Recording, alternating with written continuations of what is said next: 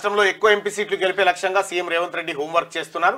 ఎక్కువ స్థానాల్లో పార్టీ జెండా ఎగరవేసి తమకు సీఎంగా అవకాశం ఇచ్చిన కాంగ్రెస్ కు జాతీయ స్థాయిలో అండగా నిలవాలని భావిస్తున్నారు. దాదాపు నెల రోజులుగా పూర్తిగా ఇంటి నుంచే రాజకీయ వ్యూహాలను అమలు చేస్తున్నారు.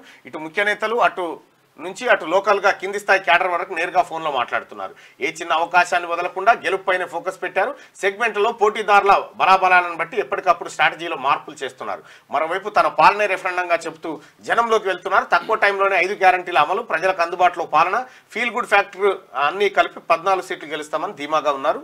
రేవంత్ గురి 14 సీట్లు గెలిచేందుకు మాస్టర్ ప్లాను, హోరాహోరీ ఉన్న చోట స్పెషల్ ఫోకస్, ట్రయాంగిల్ ఫైట్ సీట్లలో కొత్త వ్యూహం, పాలనే రెఫరెండంగా జనంలో ప్రచారం, ఇంటి నుంచే ఎలక్షన్ ప్లాన్ అమలు, లోకల్ లీడర్లు క్యాడర్ కు నేరుగా ఫోన్లు. సౌత్ లో కాంగ్రెస్ కు కీలకంగా తెలంగాణ మారబోతుందంటూ ఒక ప్రత్యేక వార్తను వెలుగు దిన పత్రిక అందించింది. గులాబీ గడ్డపై కాంగ్రెస్ జెండా, బీఆర్ఎస్ అధినేత కేసీఆర్ సొంత జిల్లా ఉమ్మడి మెదక్ పై కూడా రేవంత్ ప్రయోగం చేస్తున్నారు. మెదక్ జైరాబాద్ లో బీసీ అభ్యర్థులనే బరిలోకి నిలిపారు. మెదక్ పార్లమెంట్ పరిధిలో ఉన్న 7 అసెంబ్లీ స్థానాల్లో 6 సీట్లు బీఆర్ఎస్ ఖాతాలో ఉన్నాయి.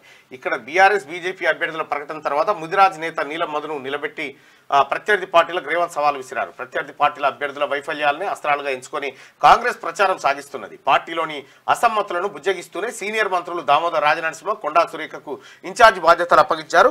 జైరాబాద్ నుంచి సీనియర్ నేత సురేష్ షెట్కార్ను బరిలోకి నిలిపారు. మొత్తంగా పార్లమెంట్ ఎన్నికల తర్వాత గులాబీ గడ్డపై కాంగ్రెస్ జెండా ఎగరవేసేందుకు రేవంత్ రెడ్డి సాయశక్తులా కృషి చేస్తున్నారంటూ ఒక ప్రధాన వార్తను మనం వెలుగు దినపత్రికలో చూసుకోవచ్చు.